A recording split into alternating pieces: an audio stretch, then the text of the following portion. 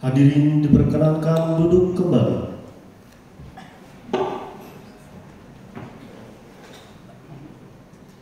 Assalamualaikum warahmatullahi wabarakatuh. Alhamdulillahirabbil alamin, wassalatu wassalamu ala asrofil anbiya'i wal mursalin sayyidina wa maulana Muhammad wa ala alihi wa sahbihi ajma'in. Amma ba'd. Yang terhormat Kepala Kantor Kementerian Agama Kabupaten Tabalong, yang kami hormati Widya Suara BDK Banjarmasin selaku narasumber workshop implementasi kurikulum nasional Ibu Hajah Khairunisa MED, yang kami hormati pengawas pembina pada MTSN 4 Tabalong, yang kami hormati pelaksana tugas Kepala Madrasah Sanawiyah Negeri 4 Tabalong, yang kami hormati Ketua Komite MTSN 4 Tabalong, yang kami hormati Kepala Urusan Tata Usaha MTSN 4 Tabalong, yang kami hormati Bapak Ibu Dewan Guru beserta staf Tata Usaha MTSN 4 Tabalong.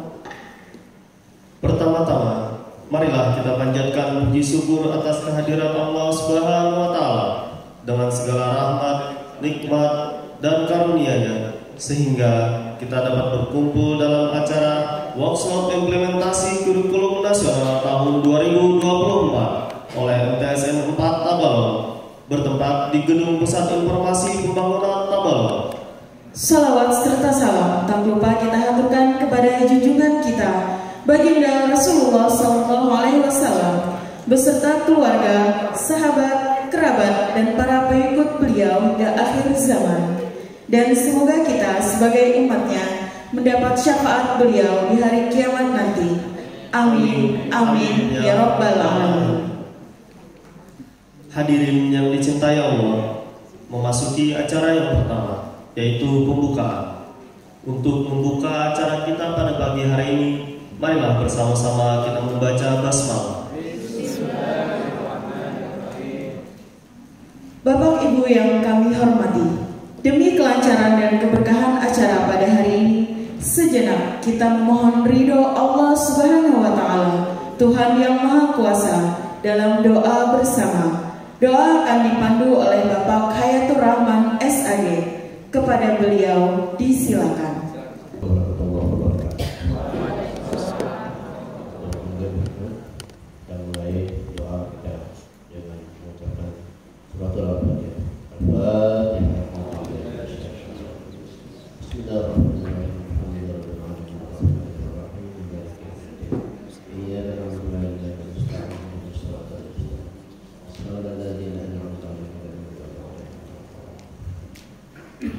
Bismillahirrahmanirrahim. Alhamdulillahirabbil alamin. Wassalatu wassalamu ala sayyidina Muhammad wa ala alihi washabihi wa sallam ajma'in. Hamdan syakirin, hamdan na'imin, hamdan yu'affi ni'amahu wa yukafi majidah. Ya Rabbana lakal hamdu kama yanbaghi li jalali wajhika. Allahumma nas'aluka wa ya da'imal fadli 'ala al-bari. Ya basital yadayni bil hatiyah, ya sahibal mawahib salih. Salli wa sallim ala sayyidina Muhammad ya khairul khalqi. Waghfir lana ya في هذه العشية. اللهم نسألك فهم النبيين وحفظ المرسلين وإلهام الملائكة والربين. اللهم أهدنا بالعلم وزدنا بالحكمة والتقوى وجعلنا برحمتك يا أرحم الراحمين. ربنا تقبل منا إنك أنت السميع العليم وتب علينا إنك أنت التواب الرحيم. ربنا آتنا في الدنيا حسنة وفي الآخرة حسنة وقنا عذاب النار. وصلى الله على سيدنا محمد وعلى آله وصحبه وسلم. بفضل سبحان ربك رب العزة عما يصفون والسلام على المرسلين والحمد لله رب العالمين. Assalamualaikum warahmatullahi wabarakatuh. Alhamdulillah, wassalatu wassalamu ala Rasulillah wa ala alihi wa sahbihi wa man tabi'ahu wa wala amma ba'du. Bersyukur kita kepada Allah Subhanahu wa taala dengan ucapan alhamdulillah, di pagi hari ini kita dapat berkumpul di Gedung Informasi dan Pembangunan dalam rangka mengikuti kegiatan workshop implementasi kurikulum Merdeka yang dilaksanakan oleh Madrasah Sanawiyah Negeri 4 Tabalong. Semoga kegiatan kita pada hari ini senantiasa mendapat rahmat dan mendatangkan manfaat serta diridai oleh Allah Subhanahu wa taala. Amin ya rabbal alamin. Salawat dan salam semoga selalu tercurah dan dilimpahkan kepada junjungan kita Nabi besar Muhammad sallallahu alaihi wasallam, kepada keluarga, para sahabat dan pengikut beliau hingga akhir zaman. Yang sama-sama kita hormati Bapak Kepala Kantor Kementerian Agama Kabupaten Tabalong beserta rombongan, yang sama-sama kita hormati Ibu Hajah Khairun Nisa Widya Ismala dari Balai Diklat Keagamaan Kantor Kementerian Agama Provinsi Kalimantan Selatan, yang sama-sama kita hormati Bapak Pengawas Pembina Desa Tempat Tabalong, Bapak Ketua Komite Madrasah yang juga pada hari ini membersamai kita semuanya, kemudian Bapak Zaki, dosen komunitas yang mendampingi kita untuk pelaksanaan implementasi kurikulum Merdeka di Desa Tempat Tabalong, Bapak dan Ibu, Dewan Guru dan tenaga kependidikan pada MTSN 4 yang kami hormati dan kami banggakan. Pada hari ini kita bersama-sama berkumpul di tempat ini dalam rangka mengikuti workshop implementasi kurikulum Merdeka pada MTSN 4 Tabalong. Dan sebenarnya Bapak Kepala Kantor, hari ini acara kita di sini ada dua sesi. Nanti setelah sholat zuhur ada lagi pembinaan tentang pelayanan prima. Nah, jadi di sesi pagi ini tentang implementasi kurikulum Merdeka, dan nanti setelah sholat zuhur workshop tentang pelayanan prima yang juga materinya akan disampaikan oleh beberapa narasumber dari kantor Kementerian Agama Kabupaten Tabalong. Tujuan diadakannya kegiatan ini tidak lain adalah agar pelaksanaan implementasi kurikulum Merdeka di MTSN 4 Tabalong khususnya bisa berjalan dengan baik, dan juga kita memanfaatkan momen kunjungan Ibu Hajah Khairun Nisa. Jadi beliau dalam rangka pendampingan beberapa madrasah di Kabupaten Tabalong, dan hari ini beliau berkenan memenuhi undangan kami untuk langsung melakukan kegiatan pembimbingan di workshop pada hari ini. Terima kasih atas kesediaan dan perkenan beliau. Kemudian juga tentang pelayanan prima yang insya Allah dilaksanakan nanti setelah sholat zuhur. Di antara tujuannya adalah agar nanti ke depan MTSN 4 Tabalong itu bisa memberikan dan melayani hal-hal yang terbaik, baik untuk peserta didik maupun masyarakat atau orang-orang yang ada kepentingan berhubungan atau berurusan dengan MTSN 4 Tabalong bisa terlayani dengan baik, dan apalagi kalau bisa memberikan rasa puas bagi mereka yang datang ke MTSN 4 Tabalong. Jadi harapan kami kegiatan pada hari ini tentu saja mudah-mudahan mendatangkan manfaat yang luar biasa demi kegiatan kependidikan di MTSN 4 Tabalong. Kemudian dalam kesempatan ini kami juga mengucapkan terima kasih yang sebesar-besarnya kepada Bapak Kepala Kantor Kementerian Agama. Di tengah kesibukan beliau, hari ini beberapa acara dan habis ini barangkali Pak Ejol akan ke Harway Pak ya. Nah, jadi terima kasih yang tiada terhingga atas kesempatan beliau untuk mendatangi kegiatan kami di bidang informasi pada hari ini. Juga Pak Sukarnadi, Komite Madrasah, beliau juga ada agenda tersendiri pada hari ini, namun demi sumbangsi beliau terhadap MTS masih sempat untuk menyempatkan diri ke tempat ini. Terima kasih juga kami sampaikan kepada Bapak Zaki dari Hulu Sungai Utara Pak ya, yang berkenan datang juga memenuhi kegiatan kami pada hari ini. Dan wabil khusus terima kasih kepada pengawas pembina Bapak Wahidin yang selalu siap ya memberikan bimbingan dan arahan bagi kami di MTS 4 Tabalong ini. Dan terima kasih kepada rekan-rekan semuanya yang telah menyiapkan acara pada hari ini atas jerih payah yang dilakukan. Semoga menjadi amal jariah dan dibalas oleh Allah SWT dengan pahala dan kebaikan yang berlipat ganda.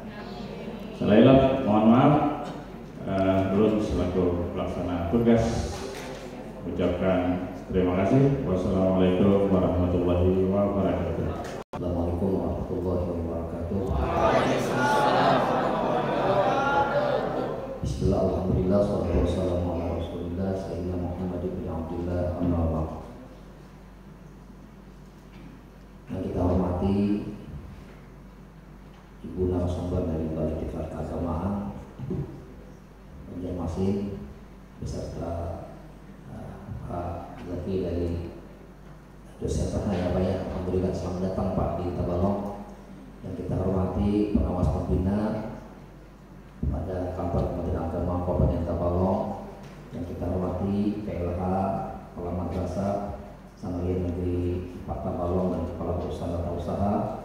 Yang kita hormati Ketua Komite Madrasah.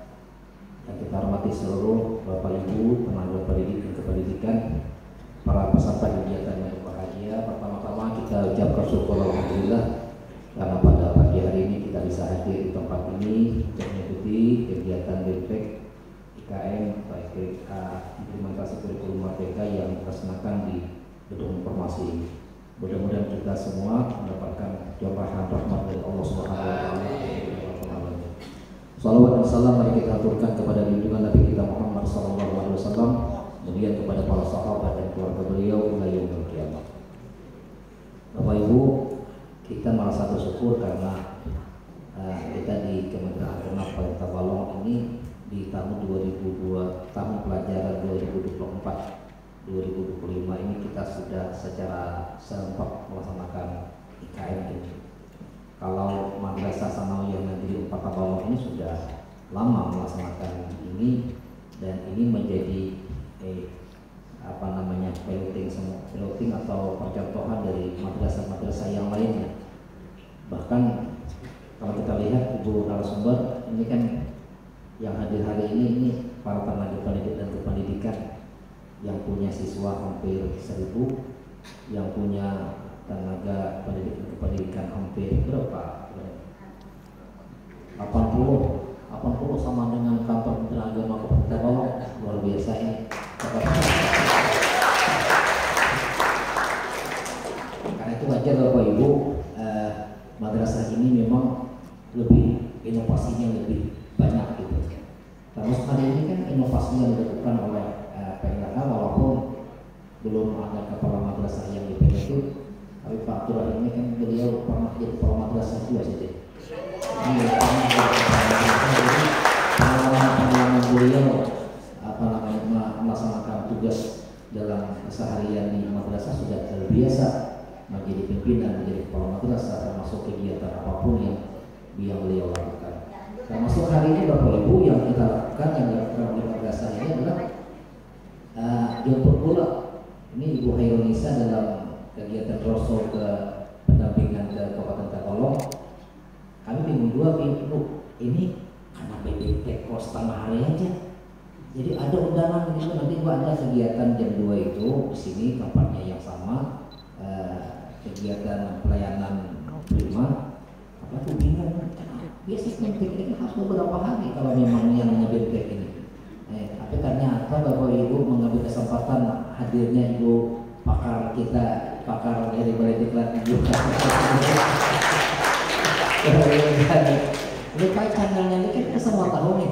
Jangan tahu Bu Hairulsa nih orang berabut bertahan.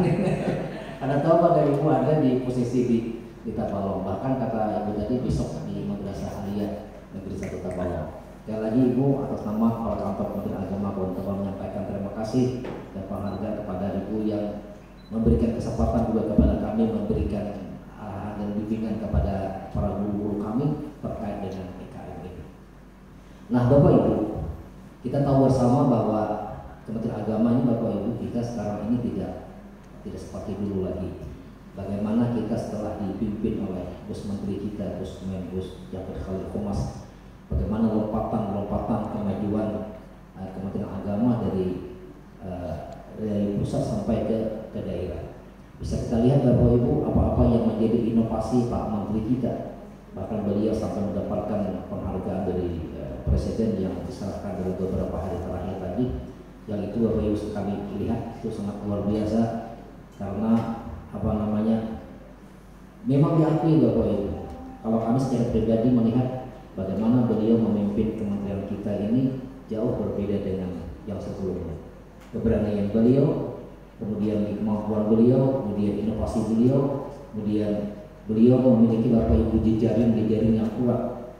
Kita lihat Bapak Ibu bagaimana yang pernah saya hadir ketika saya mengikuti diklat di ketika itu Pak yang mengisi materi Pak Prof. Nizar Ali. Apa kata Pak Prof. Nizar Ali? Bahwa Gus Menteri kita itu Bapak Ibu memang beraninya luar biasa. Bukan hanya dalam organisasi. Beliau networkingnya dengan orang-orang lain, termasuk dengan Kemenpan RB, dengan Bapenas, dengan Kementerian Keuangan. Jadi luar biasa. Kita lihat penerimaan CPNS saja di 2024 ini, kita lihat yang sudah melihat di 3K yang sudah kita lihat di madrasah A, B, C, D, yang mereka sudah punya database di PKM, dan kami yakin Bapak Ibu akan terwujud karena Pak Gus Menteri sudah mengatakan ini harus terwujud sebelum saya berakhir kata beliau. Makanya janji beliau yang terakhir bukan hanya janji beliau Bapak Ibu bahwa itu pun beliau lakukan dengan karena tidak mampu Pak Menteri kita melakukan hal itu Bapak Ibu tanpa koordinasi dengan pihak-pihak terkait termasuk dari Menpan IB dan kementerian-kementerian lainnya. Karena itu kita bersyukur Bapak Ibu kita di Kementerian Agama ini terus maju dan maju termasuk IKN ini. Kita melihat Bapak Ibu Madrasah Thanawiyah ini kan akan jadi barometernya Tabalong nanti. Ketika IKN nanti orang datang Bapak Ibu ke Tabalong, orang datang ke IKN, nanti besok kawan-kawan pun hendak berjalan ke IKN melihat IKN kayak benar.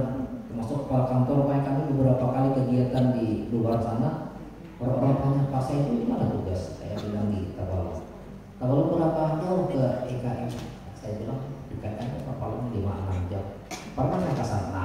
Pernahnya ini belum pernah Mbak nih.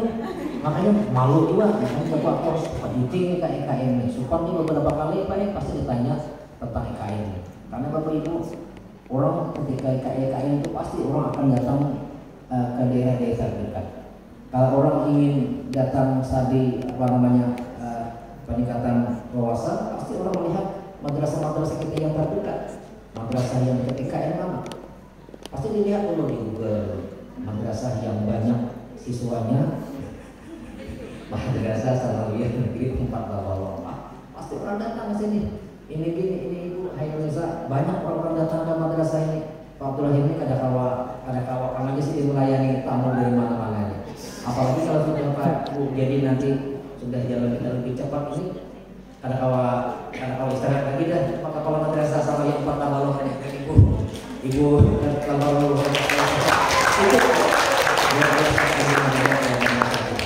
karena itu hari ini Bapak Ibu kita manfaatkan dengan sebaik-baiknya. Kami akan menyampaikan materi. Kami kira kami menyiapkan juga materi walaupun materi ini sifatnya ibu pakar yang sudah ada di sini, kita persilakan pada beliau untuk menyampaikan terkait dengan GKM ini. Sekali lagi Bapak Ibu, manfaatkan waktu kesempatan pada hari ini dengan sebaik-baiknya, ya, mumpung ibu bersama kita dalam rangkaian bagaimana GKM ini terus kita laksanakan dengan sebaik-baiknya, khususnya di Kementerian Agama di Kabupaten Tabalong.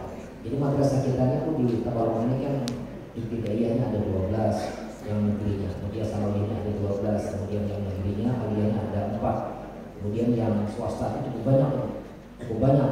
Cuman karena kita sudah mengatakan bahwa karena kita terlambat dengan dinas pendidikan, Ibu, maka walaupun kita terlambat, tapi belum terlambat, Ibu, karena kami lihat perjalanan kawan-kawan kita dalam pelaksanaan IKM ini, walaupun terlambat, Ibu, tapi ternyata mobilnya cepat, mobilnya cepat, bisa laju dan bahkan bisa membalap untuk suatu saat.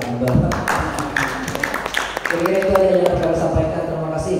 Kami mohon maaf, Ibu, hari ini sebenarnya ada kegiatan di asrama haji itu kan kegiatan fikih kontemporer bakso masail yang digagas oleh Bu Antasari. Kami berhasil seharusnya hadir ke sana tapi masih bisa malam berangkat. Kemudian hari ini ada penghargaan dari KPPN di Pondok Bersinar juga kepada semua satker-satker di luar KPPN termasuk di Kementerian Agama. Kemudian hari ini juga kami menghadiri kegiatan di sini, kemudian di Madrasah Aliyah Arwah cukup jauh. Kemudian nanti jam 2:30 itu ada pelantikan pengurus IPARI, Ikatan Pengawas Kabupaten Tabalong. Jadi pengawas kita ini Bapak Ibu itu kan kalau dulu penyuluh agama honorer yang mereka semua agamanya Muslim semua. Kalau sekarang ini pengawas penyuluh Bapak Ibu tidak lagi. Jadi IPARI itu semua lintas agama. Karena penyuluh kita ini Bapak Ibu bukan hanya yang Muslim aja, yang non Muslim juga banyak para penyuluh kita. Jadi hari ini sampai sore, bahkan hari ini ada kegiatan manasik haji untuk jamaah haji estimasi 2025. Kemudian lagi sampai sore ada Zoom lagi. Kalau datang ke rumah itu Ibu Haji Renosa, kalau datang ke Wawancara lagi.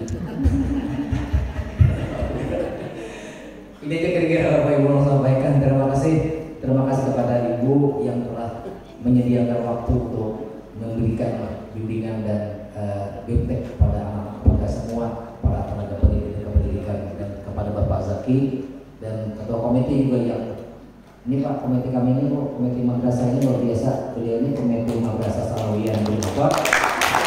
Komite ketua yayasan itu ketua yayasan Mi'imti As-Siratal Mustaqim. Jadi beliau ini orang dinas pendidikan, cuman rohnya di Kementerian Agama. Terima kasih Pak Pasmanadi, terima kasih banyak. Kami akhiri dengan mengucap Bismillahirrahmanirrahim. Kegiatan BMTEK KM pada Madrasah Sanawiyah Negeri 4 Tabalong secara resmi kami nyatakan dibuka.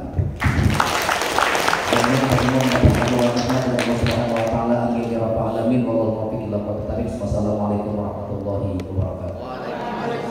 Alhamdulillahirabbil alamin. Nahmaduhu wa nasta'inuhu wa nastaghfiruh wa na'udzu billahi min shururi anfusina wa min sayyiati a'malina. May yahdihillahu fala mudilla lahu wa may yudlil fala hadiya lahu. Asyhadu an la ilaha illallah wa asyhadu anna Muhammadan abduhu wa rasuluh. La nabiyya ba'da. Yang terhormat Ibu narasumber Widya Iswara dari Balai Diklat Keagamaan Banjarmasin, Ibu Hajah Khairul Nisa MID. Yang kita hormati Bapak Pengawas Pembina Madrasah kita, kemudian ada Bapak Dosen Komunitas kita, Bapak Dr. Ahmad Zaki, yang beliau datang jauh-jauh dari Raka, Amuntai. Kemudian ada anggota komunitas juga Bapak Hafiz Ansari dari Penmat, ya, anggota komunitas dari Penmat. Kemudian yang sama-sama kita banggakan Bapak Pelaksana Tugas Kepala Madrasah Sanawiyah Negeri 4 Tabalong, Bapak Haji Abdurrahim S.A.G. Dan Bapak Ibu sekalian tenaga pendidik Pendidik dan Kependidikan Madrasah Sanawiyah Negeri 4 Tabalong yang sama-sama kita banggakan.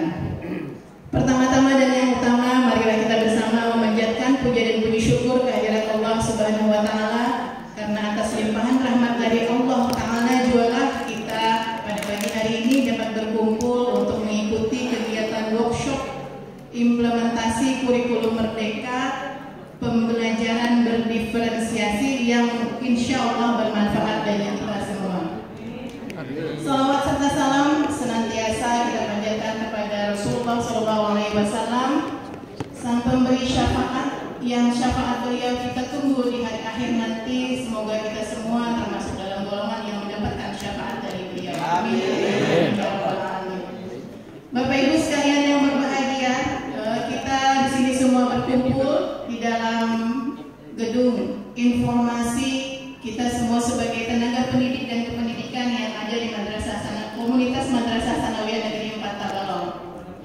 Kita semua sebagai pendidik sangat menyadari bahwa sebuah tantangan bagaimana caranya agar pembelajaran yang kita sampaikan itu bisa mengakomodir keberagaman ini. Bagaimana agar pembelajaran kita dapat diterima dengan baik oleh semua peserta didik yang beraneka ragam tadi. Nah, kurikulum Merdeka ini disebut sebagai angin segar ya, sebagai solusi bagi kita guru bagaimana bisa mengakomodir keberagaman tersebut. Kita lebih leluasa merencanakan pembelajaran, akan seperti apa pembelajaran yang kita sampaikan itu melalui yang namanya pendekatan pembelajaran berdiferensiasi. Artinya kita dengan pembelajaran tersebut mengakomodir keberagaman siswa-siswi kita tersebut. Tapi karena ini sifatnya baru ya Bapak Ibu, jadi kita semua sering masih merasa agak bingung nih, agak susah menentukan bagaimana sih kita menerapkannya, bagaimana kita mengimplementasikan pembelajaran berdiferensiasi ini di kelas kita masing-masing. Jadi pada hari ini kita semua sangat beruntung, Indonesia yang jauh-jauh datang dari Banjarmasin untuk sharing ya, untuk menyampaikan pengetahuan dan keterampilan yang beliau miliki tentang pembelajaran berdiferensiasi tadi. Nah, untuk itu kita semua harus berterima kasih kepada beliau karena beliau sudah jauh-jauh datang dan bersedia menyampaikan tentang pembelajaran berdiferensiasi ini. Baik, diskusi kita, materi kita hari ini akan berjalan selama sekitar 2 kali 60 menit. Jadi kita mulai di jam 9.30 dan dijadwalkan berakhir di jam 11.30. Oke. Sebelum mulai membuka materi kita pada hari ini, Ulun akan membacakan biodata narasumber kita yang beliau ini sudah sangat ahli dalam bidang kurikulum Merdeka. Nama beliau adalah Ibu Hajjah Khairunisa MID. Beliau lahir di Barabai tanggal 12 April 1970. Pangkat dan golongan beliau pembina tingkat 1 golongan 4B. Jabatan beliau sebagai Widya Iswara Ahli Madya. Unit kerja beliau Balai Diklat Keagamaan Banjarmasin. Alamat rumah beliau tinggal di Banjarbaru di Jalan Barito nomor 12. Alamat kantor beliau berkantor di Jalan Ayani kilometer 22 Landasan Ulin Balai Diklat Keagamaan Banjarmasin.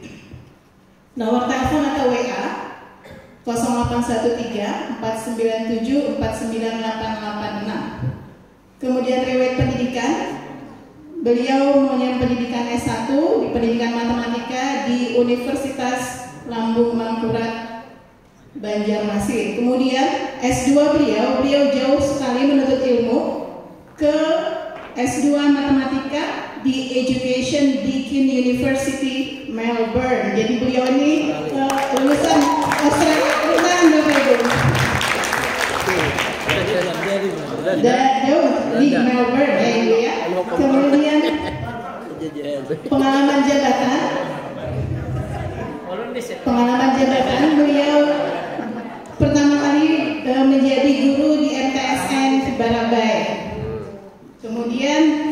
menjadi guru di MTSN 2 Amuntai.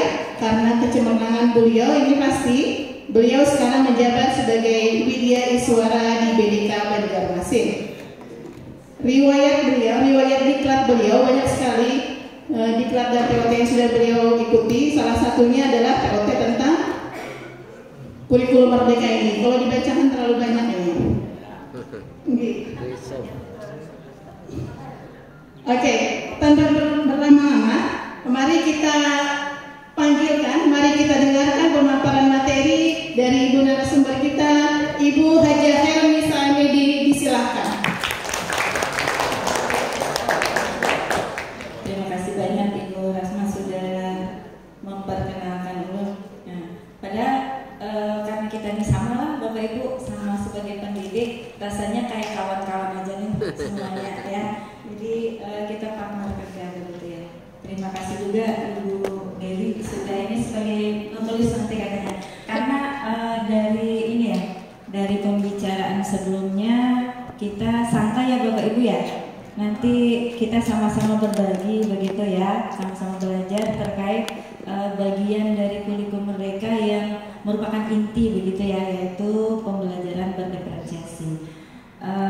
Sebelumnya Bismillahirrahmanirrahim. Assalamualaikum warahmatullahi wabarakatuh. Waalaikumsalam warahmatullahi wabarakatuh. Alhamdulillahirabbil alamin. Assalatu wassalamu ala asyrafil anbiya'i wal mursalin sayyidina wa maulana Muhammadin wa ala alihi washabbihi ajmain.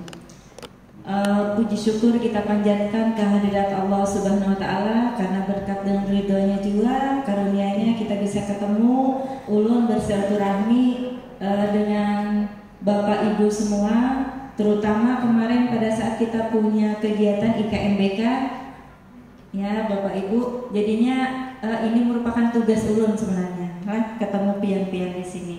Nah, tak lupa pula kita haturkan salawat dan salam kehadiran junjungan Nabi besar Muhammad SAW beserta keluarga, kerabat dan pengikut beliau hingga akhir zaman nanti. Dan tadi kita berharap Bapak Ibu semoga kita termasuk golongan yang mendapatkan syafaat baginda Rasulullah SAW. Terima kasih banyak Bapak yang tergabung di dalam komunitas ya, sudah bisa berhadir semua. Bapak pengawas pembina, kemudian dari perguruan tinggi Pak Dr. Zaki, alhamdulillah kita ketemu lagi ya. Kemudian dari Pak Hafiz, dari Penma, nah, terutama terima kasih banyak kepada pelaksana tugas harian Bapak Kepala ya, Pak Abdurrahim ya Pak. Salam kenal Pak, baru pertama kali bisa ketemu dan kenal dengan Bapak. Sebelumnya kami bertemu hanya 5 begitu ya, 5-6 dengan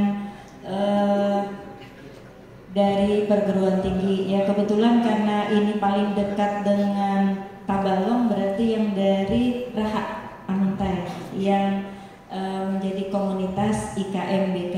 Nah, karena itulah yang bedanya kita dengan Kemenristek Dikbud ya Bapak Ibu, kita punya IKM bertambah BK berbasis komunitas. Nah, berbasis komunitas.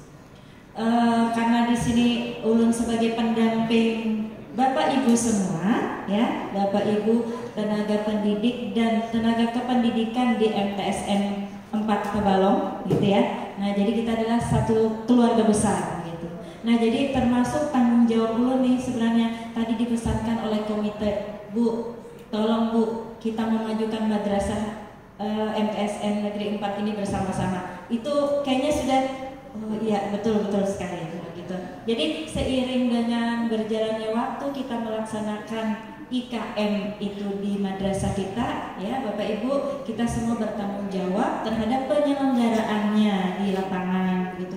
Apalagi pian-pian adalah ujung tombaknya, karena pian-pian yang berhadapan dengan peserta didik. Nah, kalau kami begitu ya, kami itu kan secara teoritis konsep begitu ya. Nah, jadi idealnya seperti ini misalnya, terutama yang menjadi ciri khas di dalam kurikulum merdeka itu adalah pembelajaran berdiferensiasi dan asesmennya, itu yang sangat berkaitan ya. Karena apa?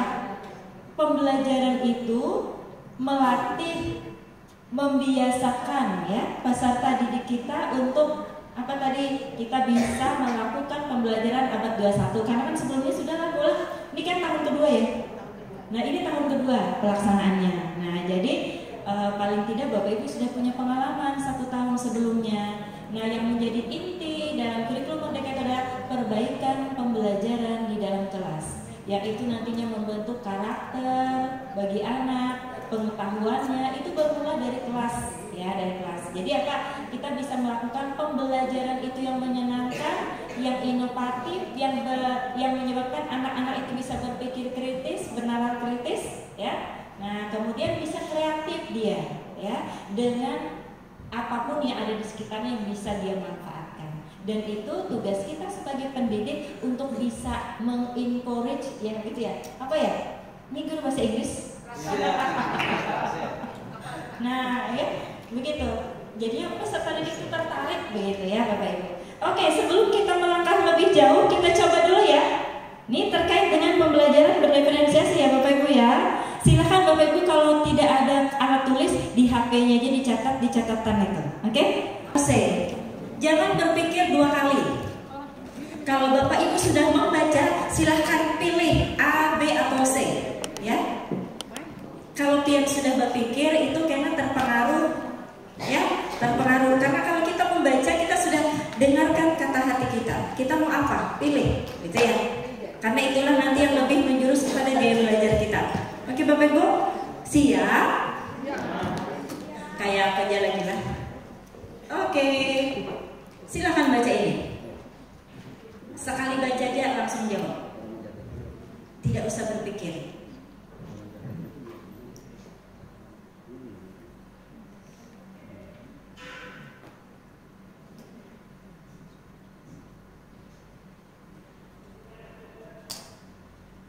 Sudah dicatat di HP pian?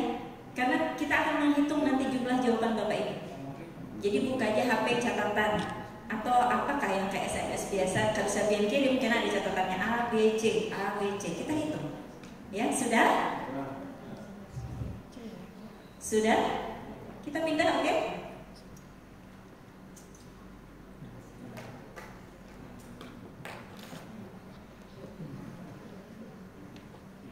Ini bukan tes ya, bukan ulangan ya. Hanya mendengar kata hati kita. Oke.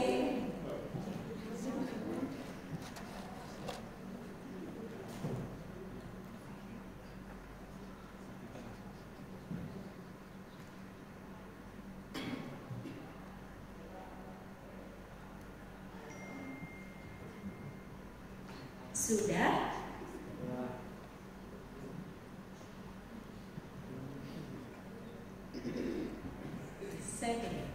Oke, ini nomor 4.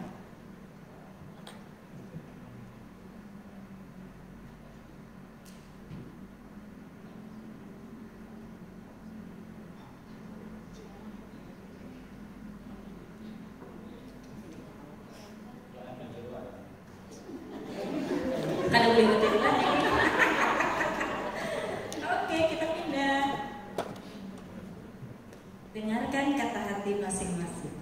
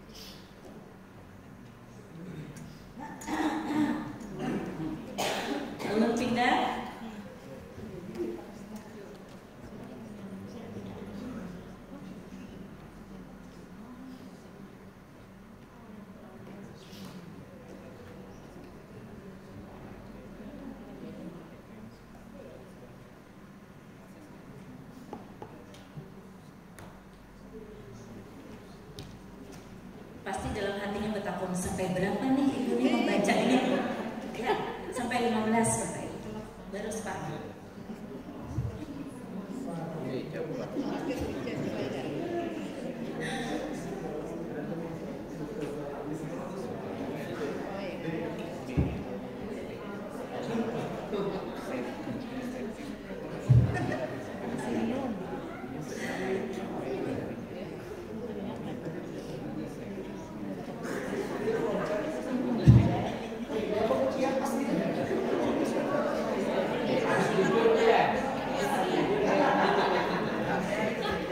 Yang melompat siapa?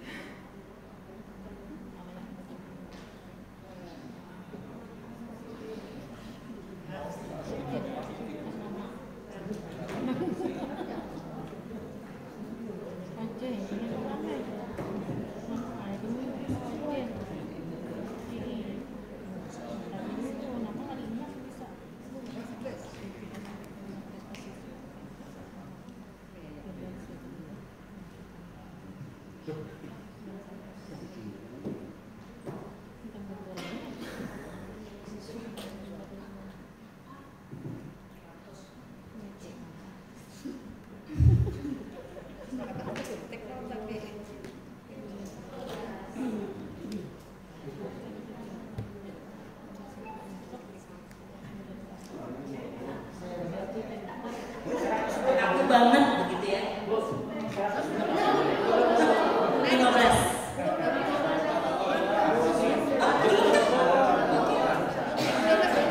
Ini 12. Tadi ada yang punya.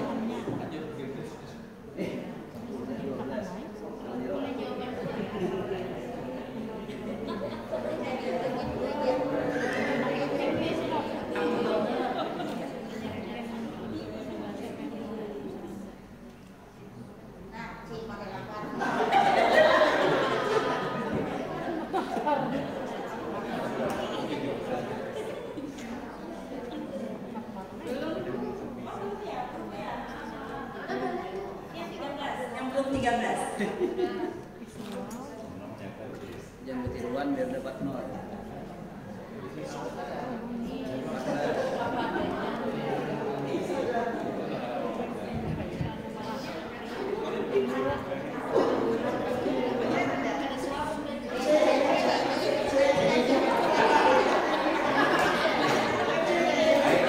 Ini gelas number 15 gelas. Jika sudah, silakan Bapak Ibu hitung A-nya berapa, B-nya berapa, C-nya berapa. Silakan Bapak Ibu. Karena ini tidak ada yang benar, tidak ada yang salah gitu ya. Semua benar. Karena itulah gambaran sebagian besar diri kita. Gaya belajar kita ya. Oke. Sudah ya, silakan dihitung. Banyak mana A, B atau C?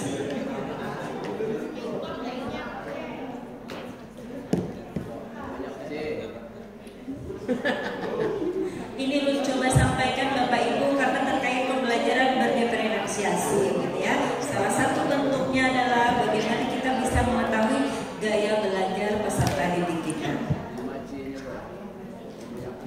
Sudah dihitung? Oke. Sekarang kita lihat ini yang banyak A. Coba kita lihat apakah itu sesuai dengan gambaran diri kita, gaya belajar kita gitu ya. Jika A, maka jika kecenderungannya itu di A, maka memiliki gaya belajar visual. Di mana membuat banyak catatan, terperinci, cenderung duduk di depan, biasanya rapi dan bersih. Ya. Kemudian saling menutup mata untuk memvisualisasikan. Bila anak tuh Bapak Ibu bepandir lagi ya. Nah ya memvisualisasikan untuk mengingat sesuatu. Kemudian mencari sesuatu untuk ditonton jika merasa bosan. Biar lihatinya anak didik pian. Amuninya bosan ini apakah nanti lihatinya? Nah itu ya. Kemudian senang melihat apa yang mereka pelajari. Kemudian diuntungkan oleh ilustrasi, presentasi yang menggunakan warna-warni. Kemudian tertarik dengan bahasa tulis dan lisan yang kaya akan gambar. Ya, kemudian lebih menyukai rangsangan atau stimuli yang terisolasi dari gangguan auditori dan kinestetik. Ya. Jadi dia senangnya melihat. Ini kecenderungannya jika A, jika B, ya. Nah, ini jika B. Gaya belajarnya adalah auditori. Duduk di tempat di mana dia bisa mendengar, ya. Tapi tidak perlu memperhatikan apa yang ada di depannya, ya. Nah itu. Kemudian tidak pernah menyelesaikan pakaian dan warna. Jadi jangan heran ya Bapak Ibu.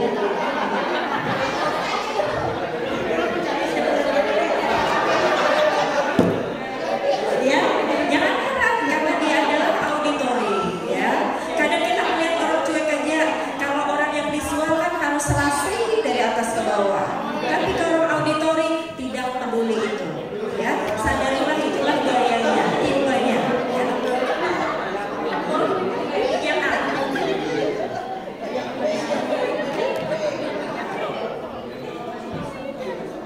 Ya, seperti itu ya.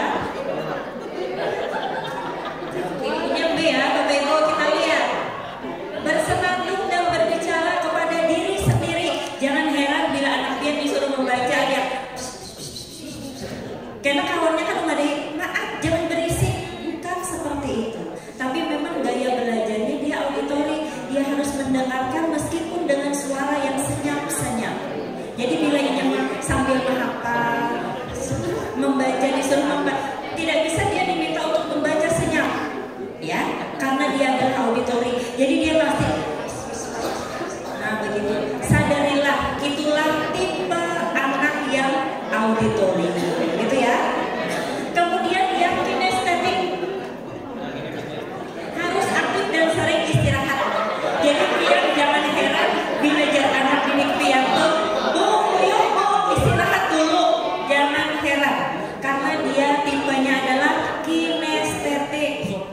Makanya orang kalau kita ada membaca ya Bapak Ibu ya, kalau gaya belajar anak itu bukan gaya belajar, kebiasaan belajar di Finlandia, setiap 15 menit belajar ada jeda sedikit untuk anak beristirahat. Karena mereka memakai itu, siapa tahu ada anak yang memang kinestetik. Karena untuk saat sekarang pembelajaran itu kan aktif gitu ya. Nah, baik fisik, mental anak, berarti di sela-sela pembelajaran itu harus ada jeda. Harus ada jeda, ya. Nah, siapa nih kira-kira? Berarti kita sadar dengan diri kita sendiri ya, bahwa itu aku banget. Nah, itulah. Jadi kita beralih kepada peserta didik kita, ya. Peserta didik kita bahwa itulah gaya belajar. Itu salah satu yang Bapak Ibu harus perhatikan pada saat melakukan pembelajaran di dalam kelas, ya. Itu salah satu. Nanti yang pian-pian kan jauh lebih hebat ya Bapak Ibu ya. Sudah tahu nih trik-triknya apa di dalam kelas. Nah, karena apa? Pembelajaran berdiferensiasi itu tidak lepas dari asesmen ya, sebenarnya ya, asesmen. Nah, jadi ini termasuk di dalam asesmen awal sebenarnya, ya. Nah, kalau pian melakukan pembelajaran ini termasuk di asesmen awal. Jadi kita tahu pemetaan anak di dalam kelas, gitu ya. Bagaimana rasanya Bapak Ibu? Bagaimana rasanya? Nah, ini salah satu ya Bapak Ibu ya, salah satu. Kita masuk ke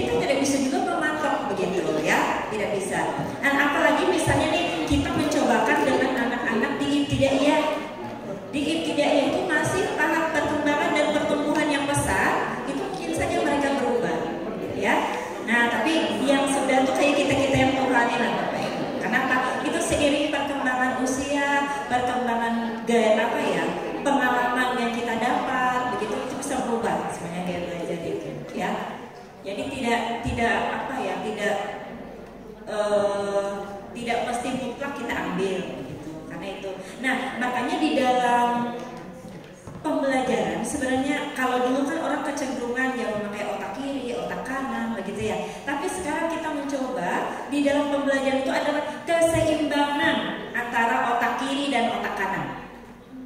Karena kan di agamanya kita mencoba berada yang di tengah-tengah ya, tidak cenderung ke kanan atau ke kiri begitu ya. Nah, kita usahakan karena apa? Karena sudah ada pembagiannya. Nah, misalnya ada bagian nalar, ada yang bagian emosi. Ya, ada yang berpikir kritis, nah, ada yang emosi yang dijaga. Jadi sebenarnya yang bagus itu adalah yang berada di tengah-tengah, yang seimbang. Nah, itulah dalam pembelajaran sebenarnya yang kita lakukan, ya. Di samping kita mengajar itu dengan hati, ya, perasaan, nah juga dimunculkan itu bagaimana proses menawarnya, berpikir kritis dan berpikir kreatif. Karena pian-piannya sudah mencoba selama 1 tahun dan ini tahun yang kedua, dan kebetulan KMA-nya juga berubah ya Bapak Ibu ya. Nah, untuk KMA yang dulu adalah 347, nah sekarang KMA-nya 450. Dan karena dari beberapa sudah berjalan, itu ada evaluasi. Jadi sebenarnya untuk kurikulum Merdeka di KMA 450 itu jauh lebih sederhana. Ya, dalam pelaksanaannya lebih sederhana juga, materi-materinya begitu ya. Nah, nanti mungkin Bapak Ibu ini tadi belum sudah ngobrol dengan Bu Pindia. Nah, kita sudah mulai menjalankan sesuai KMA 450, berarti lebih sederhana daripada KMA 347 sebelumnya. Untuk pembelajaran terdiferensiasi ini silahkan nanti Bapak Ibu ingin bertanya. Jadi kita coba sharing begitu ya Bapak Ibu ya. Ulun karena memberikan materi banyak ya, karena pian-pian sudah melakukan itu. Paling kita sharingnya, Bu, kalau sudah menghadapi yang seperti ini, apalah Bu kira-kira yang harus kami lakukan? Nah, misalnya seperti itu kita sharing. Karena apa? Sebenarnya kita menghadapi peserta didik yang beragam, ya, menghadapi orang-orang yang beragam. Jadi guru yang masuk ke dalam kelas pun stylenya berbeda-beda Bapak Ibu. Dan kita memang masuk ke kelas kita itu tidak bisa merubah style kita, karena itulah gaya belajar kita, ya. Nah, cuma nantinya kita bisa memfasilitasi peserta didik kita, ya, memfasilitasi peserta didik kita. Nah, kemudian lagi tadi nanti kita pasti bersinggungan antara proses pembelajaran dengan asesmen yang dilakukan, ya, karena itu memang jadi satu kesatuan. Jadi silakan nanti Bapak Ibu sharing mau berbagi apa silakan. Ini kita hanya mengulang kaji begitu ya. Mungkin tim IKM di madrasah ini sudah memberikan apa ya? Berbagi begitu ya, berbagi dengan Bapak Ibu, atau Bapak Ibu dapat informasi dari mana saja terkait kurikulum Merdeka begitu ya. Nah, jadi kita saling berbagi saja tentang apa yang telah kita pelajari, kita pahami sebelumnya. Nah, Bapak Ibu, kalau ini kan pembelajaran dan asesmen merupakan satu kesatuan yang tidak bisa dipisahkan. Jadi kalau pian memberikan atau menyusun rencana pembelajaran atau RP, berarti kita harus memikirkan bagaimana kita cara mengukur ketercapaian dari apa yang kita susun. Nah, lalu mengukur ketercapaiannya otomatis itu bersinggungan dengan asesmen, ya. Nah, di situ. Kemudian tujuan pembelajaran disusun dari capaian pembelajaran dengan mempertimbangkan. Nah, ini Bapak Ibu, kekhasan dan karakteristik satuan pendidikan. Ya, jadi khasnya kita tuh di mana, begitu ya, yang ingin bisa kita kembangkan. Kalau di sini ulun tadi berpandir, muridnya banyak, gurunya banyak, tenaga kependidikan dan pendidikannya banyak. Nah, itu tadi disinggung juga oleh Bapak Kepala Kantor, sama Jersidin lawan orang di Kemenang. Ayo kayak apa hebatnya yang mengatur di sini. Jadi biasanya kalau sudah kepalanya berarti itu banyak dibantu oleh wakaseknya. Jadi wakaseknya juga harus banyak karena yang diurusi itu banyak. Ya, gitu. Nah, kemudian yang kita lihat, pendidik diharapkan dapat memahami pola pikir tentang pengembangan pembelajaran dengan memahami setiap peserta didik itu memiliki kekhasan. ya. Khas anak didik kita itu, termasuk kemampuannya, sehingga hal ini dapat menentukan tingkat kecepatan belajar. Nah, itu kita melihat di kelas itu tidak sama kecepatan belajar peserta didik kita, dan pian itu pasti sudah mengelompokkan itu. Kalau dulu kita mengelompokkan berdasarkan apa? Hasil asesmen aja, ini yang nilainya tinggi, ini yang rendah, ini yang di bawah, begitu ya. Nah, tapi itu kan hanya berdasarkan pengelompokan berdasarkan kognitif saja. Nah, kalau sekarang kita melihat dari ketiga unsur, ya kan, kognitif, afektif, dan psikomotor. Karena itu jadi satu kesatuan. Kita tidak bisa memisah-misahkan sebenarnya. Ya, nah, jadi kita bisa mengelompokkan anak sekarang. Oh, anak nih belajarnya tuh sukanya kayak ini. Nah, kayak itu. Inya suka belajarnya itu seperti ini. Jadi kita berusaha memfasilitasi bahwa anak itu akhirnya senang belajar. Indikatornya itu di kelas itu apa? Anak tuh senang belajar dan bisa belajar di situ, ya. Ulun pengalaman nih Bapak Ibu, ulun hanya dia ulun kan punya ponakan nih Bapak Ibu, masih di FI. Jadi jadi ulun ada PR lah, nah ada. Mana PR-nya? Sudah dikerjakan di sekolah. Kenapa? Dalam pikirannya di sekolah itulah dia harus melakukan kegiatan belajar. Kalau sudah balik ke rumah dia ingin bersenang-senang. Itu dalam pikirannya Bapak Ibu. Jadi ke rumah tuh dia kada mau membawa PR, karena dia PR tuh selesaikan di sekolah. Lalu jeruk ini pun dikerjakan. Itu besok nanti mengerjakannya di sekolah. Nah, jeruk kada paham. Kelas 2. Kelas 2 ini. Nah, jadi akhirnya kita pelan-pelan. Kenapa namanya pekerjaan rumah? Karena itu amal tugas di rumah. Kenapa maksudnya? Supaya belajar itu tidak hanya di sekolah, belajar pun dimanapun bisa. Nah, kayak itu akhirnya Bapak Ibu, ya. Oh iya kah, inggih. Nah, lalu sekarang kita ayo terserah pian hendak sambil apa kah? Sekarang pian ditanyai apa ini. Bila sudah pian bisa menjawab, tolong pian tulis di buku pian. Nah, kayak itu Bapak Ibu. Karena sambil bermain kan anak-anak. Nah, jadi jalur ini berarti salah penerimaannya bahwa dia belajar itu hanya di sekolah aja.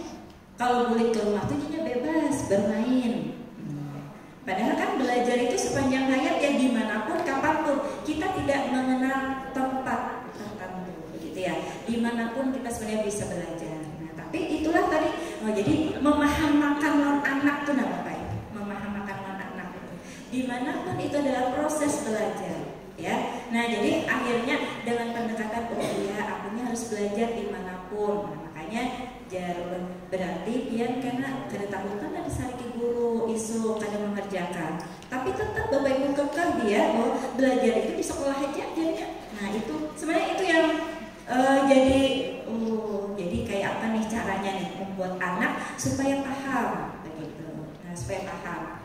Nah tapi kalau misalnya di sana kan itu dia sudah sudah pola berpikirnya sudah tahu begitu ya. Nah tapi kadang anak itu kan makanya pendidikan dasar itu yang makanya kalau di kurikulum Merdeka itu sebenarnya ada penekanan di MI itu dikembangkan literasi dan numerasi. Literasi itu berkembang karena pembiasaan, dan itu yang membentuk karakter. Makanya orang sebenarnya mengembangkan literasi dulu. Literasi mantap hanya ke numerasi, karena di numerasi itu bernalar kritis dan kreatif itu bermula dari proses literasi dasar, ya. Nah di situ sebenarnya.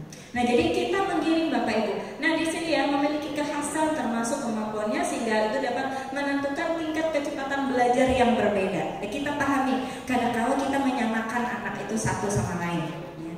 Kita lihat kecepatan belajarnya seperti apa. Terkait tadi salah satunya adalah gaya belajar. Nah kemudian perencanaan pembelajaran itu dirancang pendidik harus menyesuaikan kondisi-kondisi tertentu, ya, atau dengan kata lain, disitulah namanya pembelajaran berdiferensiasi. Meskipun pian-pian itu sudah melakukan sebelumnya Bapak Ibu. Kita kan misalnya setelah kita memberikan pembelajaran, kita biasanya melakukan refleksi diri. Kita sebagai pendidik kita tuh merefleksi diri. Kenapa? Oh, biar kita keluar nih. Pasti pian bepandiran kawan di ruang guru tuh. Hari ini Neng ini kan tapi memperhatikan aku misalnya. atau ini lesu benar, atau kenapa pelajaranku ini tuh karena memberikan perhatian. Karena kita kan sharing dengan kawan yang lain. Oh, lawan aku bagus saja. Kita lihat, kita bandingkan Bapak Ibu. Karakteristik pembelajaran kita dengan pembelajaran kawan itu apa? Ya, kita perhatikan itu. Ya, karena apa? Mungkin respon peserta didik kita itu berbeda terhadap mata pelajaran yang masing-masing dia dapat. Karena terkait ada 8 kemampuan dasar manusia. Dia misalnya mampunya itu adalah anak itu secara language, bahasa dia bisa, mungkin di pembelajaran bahasa dia bagus, lebih bagus daripada di matematika, gitu ya, logika. Jadi banyak, ada yang anak itu bisanya personalnya bagus, misalnya sosialnya bagus, karena memang bawaan ke ini dalam dirinya sudah seperti itu, ya. Ada juga anaknya itu atau kecerdasannya naturalistik. Dia bisa benar memelihara tanaman, memelihara binatang, karena itu kecerdasan naturalistik dia. Nah, jadi itu yang perlu kita sadari bagi peserta didik kita, dan itu kita bisa lakukan dengan melihat aja hobinya apa, nah kan bisa tuh seperti itu ya. Nah, Pian lebih suka apa nih? Kenapa? Dia berani mengungkapkan apa yang ada di dalam dirinya. Anak itu belajar berani mengungkapkan jati dirinya. Misalnya kan anak tuh, ulun koler banan belajar matematika ini pusing, sakit kepala ulun. Itu ulun sadari Bapak Ibu, karena ulun yang ngajar matematika dulu. Di kelas tuh paling 3 orang sampai 5 orang yang ketujuh matematika, selebihnya tidak suka. Karena apa? Mungkin dia tidak kenal, karena mungkin dia punya pengalaman buruk terhadap matematika. Gurunya penyarikan, lalu terputar kekanakan, bisa, kan? Penyarik, karena beda Bapak Ibu.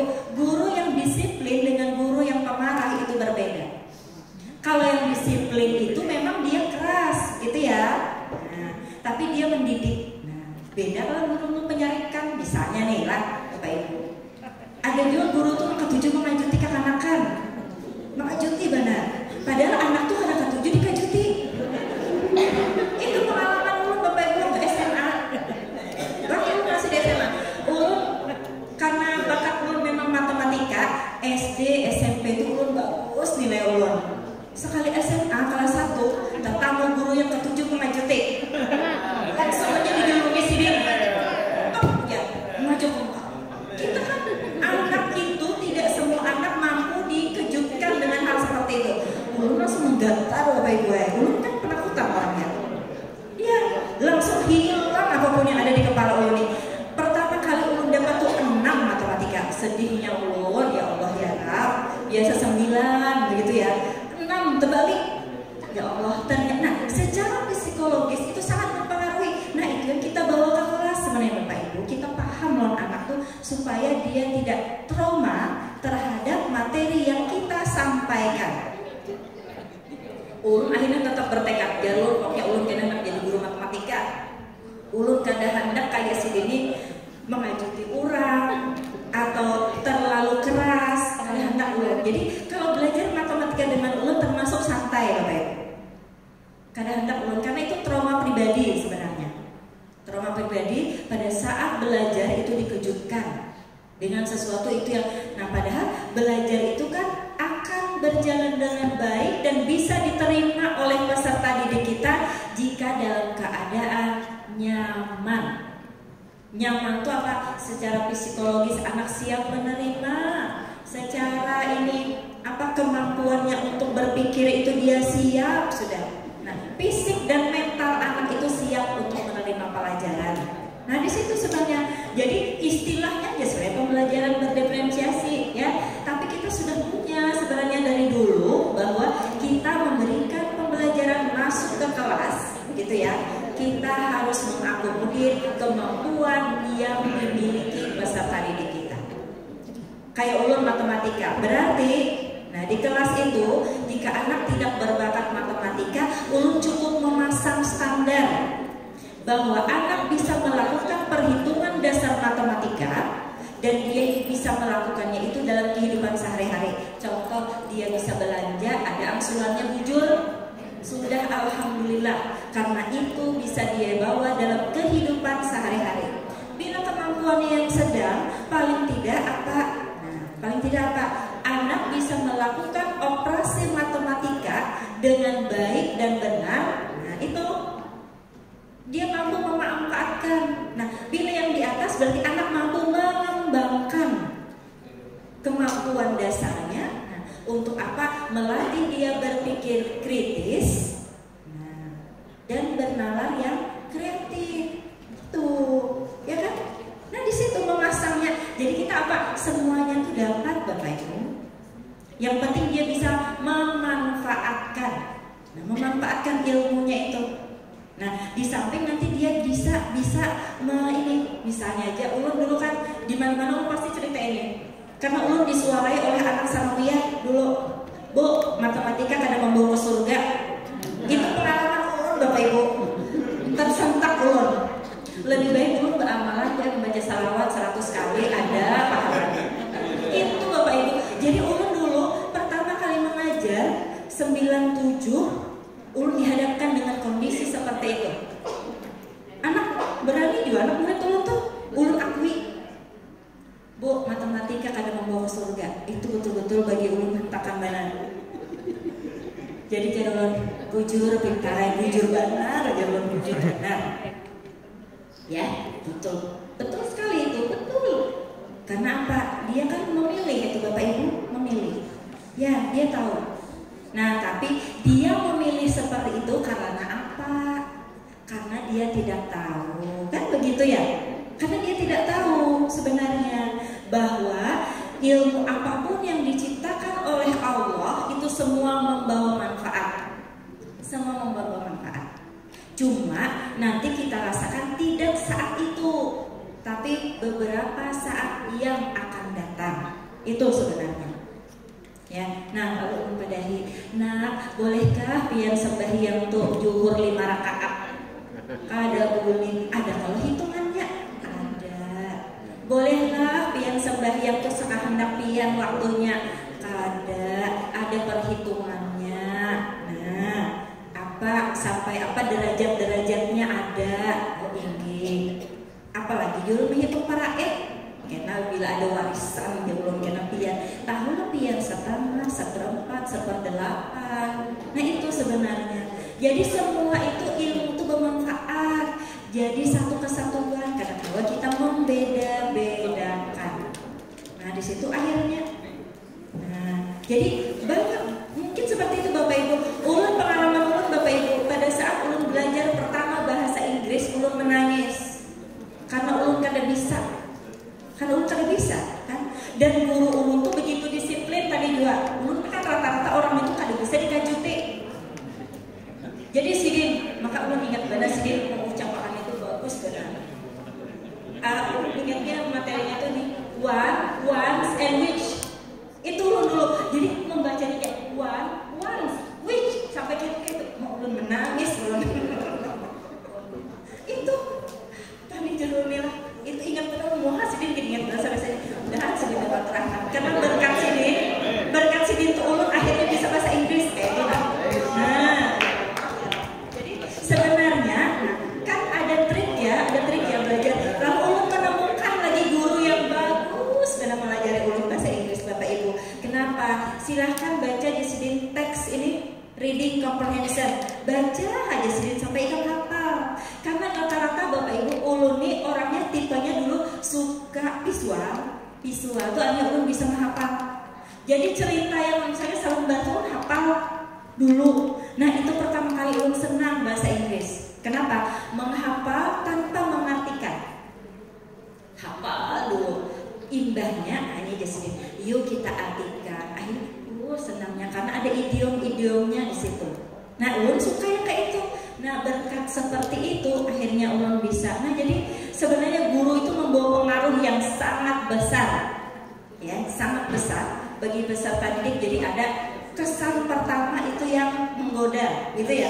Nah, kesan pertama itu yang membuat anak itu tertarik kepada kita, ya. Kesan pertama menggoda, selebihnya jangan biasa-biasa ya. Karena apa? Kalau di kurikulum Merdeka itu selebihnya itu akan memberikan kesan yang mendalam. Nah, mendalam. Nah, di situ, ya. 'ya. Ya, kemudian kita akan lanjutkan ini langsung ke sini. Nah, di sini Bapak Ibu, nah ada prinsip pembelajaran, berarti dalam memberikan nanti pembelajaran yang berdiferensiasi itu kita akan melihat di sini berorientasi pada masa depan, ya. Nanti ilmunya ini nanti akan membawa manfaat, begitu ya. Berorientasi pada dimensi ukhrawi. Nah, begitu apa? Pengetahuannya, pengakuannya terhadap oh iya, di dalam agamaku ini sebenarnya sangat lengkap. Nah, sangat lengkap gitu. Dia sadar bahwa ilmu ini Allah yang menciptakan dan kita wajib bersyukur, dan di situ kita akan menerapkan dalam kehidupan sehari-hari. Kemudian dirancang sesuai dengan karakteristik peserta didik kita. Kemudian lagi membangun pembelajaran sepanjang hayat tadi.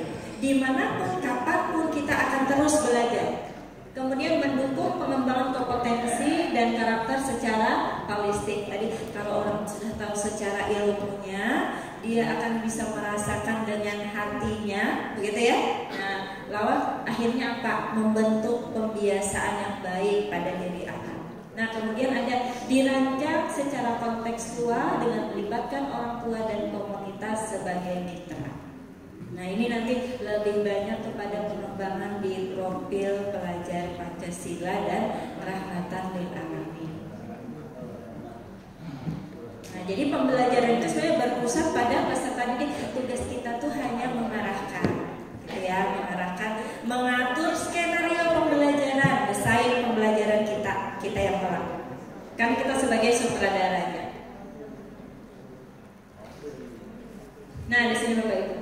Pembelajaran berdiferensiasi, pembelajaran yang disesuaikan dengan kondisi tadi. Nah, kondisi dengan tetap memberikan hak pendidikan yang sama untuk semua peserta didik sesuai dengan kebutuhan dan perbedaan setiap individu. Misalnya di kelas pian itu ada 30 peserta didik yang unik, yang berbeda. Nah, tapi nanti mereka ada kesamaan, gaya belajarnya kan, atau kecerdasannya kan, nah, kecerdasan yang dia miliki yang awal tadi, kecerdasan awal yang dia miliki, ya. Nah, dari situ kita bisa memahami sebenarnya Bapak Ibu, kita bisa memahami. Nah, di sini mendesain pembelajaran dan asesmen itu kita lihat dulu tujuan pembelajaran, ya, tujuan pembelajarannya apa? Karena tujuan pembelajaran itu diturunkan dari CP-CP ya Bapak Ibu ya, dari CP-CP. Nah, CP-nya itu berarti pian melihat keseluruhan, karena di MTS itu berada pada satu fase, gitu ya, satu fase. Jadi meskipun guru kelas 7, pian harus tahu juga di kelas 8 capaiannya itu apa, kelas 9 apa. Jadi setiap guru mata pelajaran itu sebenarnya berkolaborasi menyusun TP dan ATP. Kalau CP-nya sudah ada, ya kan? CP-nya sudah ada. Cuma di CP itu pian hendak di manakah andakannya? Dalam artian seperti ini Bapak Ibu. Misalnya tiap madrasah itu kan berbeda dalam memilih. Nah, itulah memilih. Misalnya nih di wadah kita tuh hendak di kelas 7 misalnya tuh. Di lain bisa ya hendak kelas 8. Ya, tergantung kita nih hendaknya apa. Makanya otonomi setiap madrasah untuk menjalankannya. Ya, otonomi madrasah. Jadi siapa yang siapapun yang ditunjuk begitu ya untuk mengkoordinir pelaksanaan itu, nah itu bersepakat. Oh, kami hendak ini di kelas 7, kami hendak ini di kelas 8, kami hendak ini di kelas 9. Silahkan, asal CP itu tercapai dalam satu fase itu. Ya, satu fase itu tercapai. Bila tamatnya sudah selesailah CP itu dicapai. Nah, jadi boleh kebebasan pian. Misalnya di kelas lain, aku melajari ini kelas 7 ya, kami di kelas 8 tidak jadi masalah. Karena itu kebebasan setiap madrasah untuk melaksanakan itu. Nah, jadi kita merumuskan tujuan pembelajaran. Nah, asal tujuan pembelajaran itu dirumuskan bersama antara guru kelas 7, kelas 8, dan kelas 9. Karena di situ ada nanti alur tujuan pembelajaran. Jadi mana yang didahulukan, anak belajarkan itu sebenarnya. Jadi guru kelas 7, 8 atau 9 itu wajib untuk mengetahuinya. Kalau dulu kan ada Bapak Ibu. Kalau dulu aku kelas 7 aja. Kemudian kelas 8 ini silahkan kelas 8 merusakan. Kalau sekarang tidak. 7, 8, 9 berkolaborasi, mempersiapkan ya, tujuan pembelajaran itu apa, dan itu dicapai dalam satu fase selama 3 tahun. Ya, itu ya. Nah, kemudian makanya tadi ada anak tuh tinggal kelas, kecuali dalam hal yang sangat serius, hanya anak itu tinggal kelas. Tidak ada istilah tinggal kelas, karena CP-nya dicapai pada tahun ketiga. Ya, jadi seperti itu. Nah, kemudian berpusat pada peserta didik. Jadi kita dalam mendesain pembelajaran nantinya kita memikirkan apa yang bisa dilakukan oleh peserta didikmu ini untuk mencapai kompetensi yang harus dia kuasai.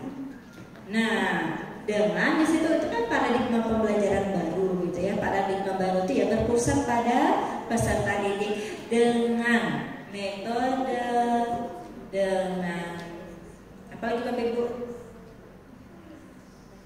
Metode yang berbeda, kemudian apa lagi yang pian lakukan? Model pembelajaran yang berbeda, dengan teknik, dengan strategi yang berbeda sesuai dengan pian tuh mata pelajaran pian itu apa. Lalu kekhasan kita yang menyampaikan gitu ya Bapak Ibu. Contoh aja Bapak Ibu, Ulun ini tipenya orangnya tadi bisa melucu. Jadi Ulun menyampaikan itu dengan ya apa adanya seperti itu. Tapi beda, Ulun sangat mengagumi orang yang di sela-sela tuh bisa melucu. Itu sangat bagus. Itu menurut Ulun karunia Allah yang sangat besar gitu, karena bisa menjeda gitu. Nah, biar bisa mengembangkan itu.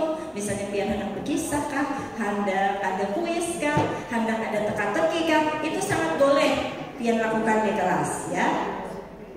Nah, jadi pembelajaran berdiferensiasi. Jadi menyesuaikan dengan kondisi peserta didik kita, begitu ya salah satu. Nah, ini Bapak Ibu. Keragaman peserta didik ada dari minat, ada dari kesiapan belajar, ada gaya belajar. Nah, minatnya itu tergantung tadi ada kecerdasan masing-masing anak tadi. Ada 8 kecerdasan manusia tadi misalnya. Otomatis kan yang kecerdasannya numerikal, logikal itu matematika lebih berminat di matematika misalnya. Atau dari segi bahasa dia berminat karena memang kecerdasan yang mendukung dia sebelumnya memang banyak di situ. Jadi minat anak, gaya belajar, dan kesiapan anak belajar.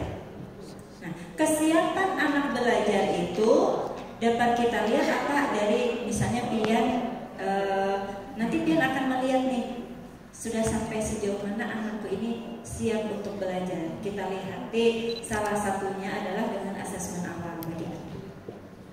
Ya, dia sudah siapkah untuk itu.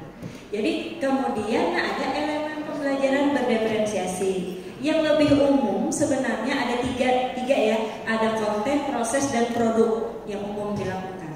Nah, kalau lingkungan itu kan kita menyiapkan begitu ya, menyiapkan lingkungan itu yang lebih khusus. Tapi memungkinkan saja jika Bapak Ibu misalnya nih kayak kalau di IPA ada alam terbuka misalnya lah ya. Nah, jadi Bapak Ibu bisa membawa anak keluar gitu. Atau misalnya Bapak Ibu ingin membawa anak itu lebih ke bagaimana pengamatan, misalnya pelajaran matematika juga bisa, bahasa juga bisa sebenarnya ya kan. Kalau misalnya nanti dia membuat teks ya kan, teks apa ya Bu, misalnya narasi atau deskripsi ya. Nah, teks deskripsi dia melakukan kunjungan kemana, nah dia bisa juga seperti itu. Jadi tergantung lah, kita bisa melihat, kita menentukan dari tujuan pembelajaran kita apa nih kira-kira yang akan kita bawa anak nih kemana. Jadi kita bisa di konten, bisa diproses, bisa diproduk. Ya, kalau diproses, nah berarti pian karena di kelas tuh ada diskusi kan. Pada saat proses itu kita melakukan pembagian. Nah, pembagian murid-murid kita nih.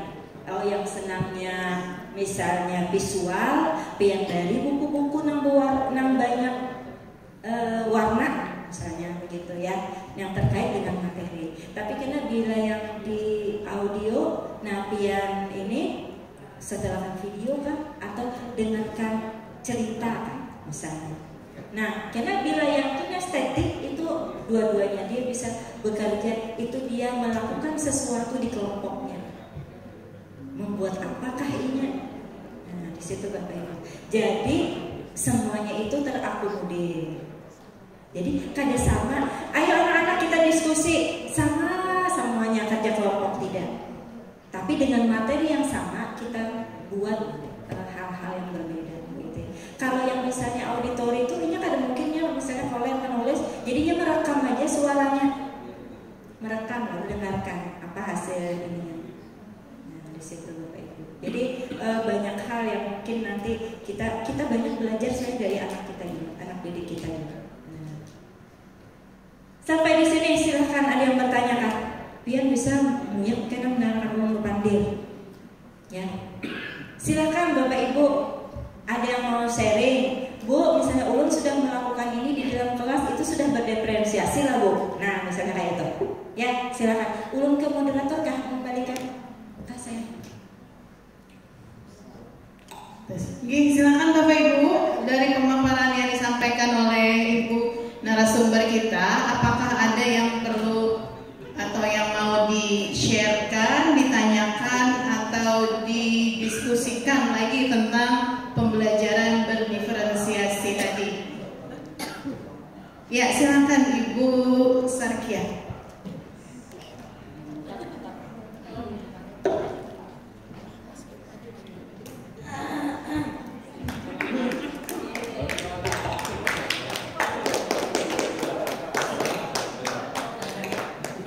Terima kasih. Bismillahirrahmanirrahim. Assalamualaikum warahmatullahi wabarakatuh. Perkenalkan Ibu Ulun, Ibu Surkiah dari Guru BK. Selama ini kami bertugas untuk membagikan kelas tiap tahunnya berkaitan dengan gaya belajar. Apakah pembagian kelas itu perlu homogen? Misalnya gaya belajarnya di kelas A harus hanya visual saja, atau biar aja digabung-gabung kayak gitu. Selama ini kami tidak memperhatikan gaya belajar itu. Tesnya ada kami laksanakan, tetapi selama ini pembagian kelas kami acak saja. Terima kasih.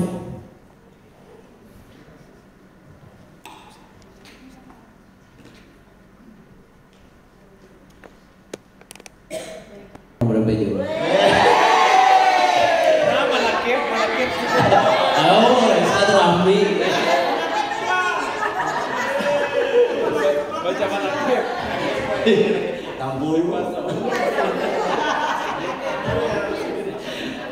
Kayaknya menakibnya, kayak kedua aja. Luar biasa Ibu, kalau melihat ini sudah 2 tahun kami hampir setahun berjalan untuk kurikulum kurma ya, kurma. Karena di pusat kurma kan.